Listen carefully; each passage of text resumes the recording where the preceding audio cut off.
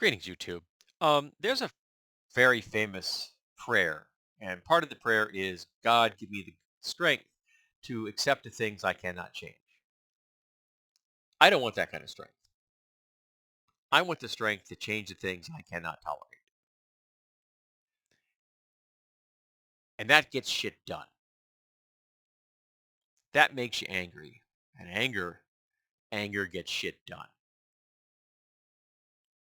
But the idea of God granting you the strength to accept the things you cannot change is a really great way of creating a passive population who will sit back and expect nothing, who will never push back against those in power, which is exactly what the brokers of that particular prayer want. They want you to be passive. They want you to sit back. They want you to not engage with them. They want you to just shrug your shoulders and go, well, my lot in life has been cast for me by God, so I'm just going to have to do the best I can. All the while, of course, the people who are robbing and stealing from you are the ones that were the one that helped write that prayer. And my belief in that statement that I want the strength to be able to change the things I cannot tolerate is born out of frustration. Because as I deal with anger issues, and I'm trying to still work on those, and I imagine I'll be doing that for the rest of my life, um, I've accepted the fact that, thanks to my therapist, that my anger is born out of frustration. And the frustration is born out of injustice, of fundamentally things that are unfair. Now, sometimes it's big things. Women not having bodily autonomy, social conservatism destroying the world, homophobia, transphobia, racists, white nationalists, chump, okay? But sometimes it's smaller things. The petty things that other people do to each other, or the incompetences that we just allow to exist because no one's willing to stop and say, hey, you know something? We need to fix this system so that it works. But no one's willing to do that because that would put them in the spotlight. They don't want to get blamed if it fails. They don't want to rock the boat and anger the wrong people. So nothing really changes most of the time because they're terrified of the repercussions.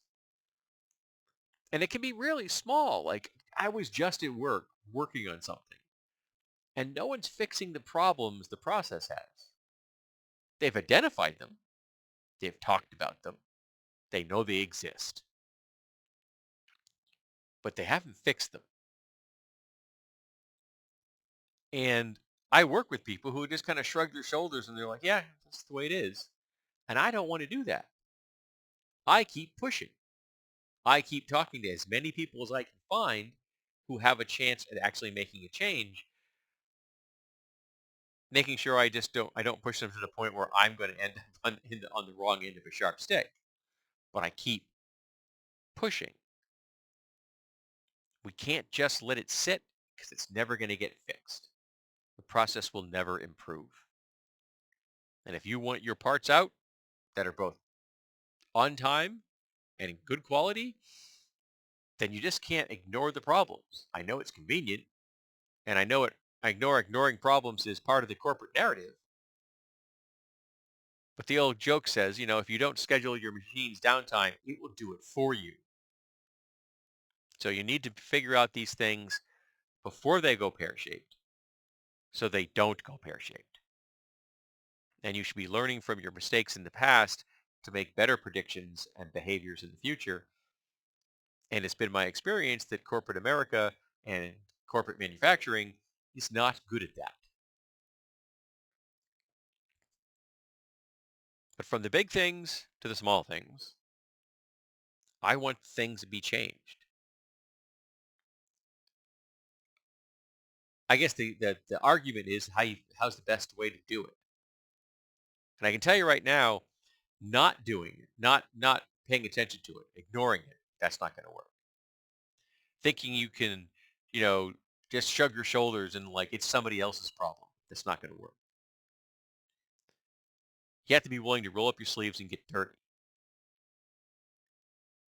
You have to be willing to do things that, you will metaphorically or physically have to pinch your nose because you don't want to smell it, but it's got to get done anyway. And if you think that you're too pure or good to get involved in the fight, then you're part of the problem, not the solution.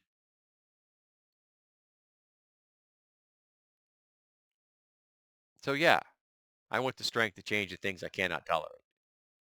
I think it's a strength that we all need because I think a passive prayer is just one step closer to the grave.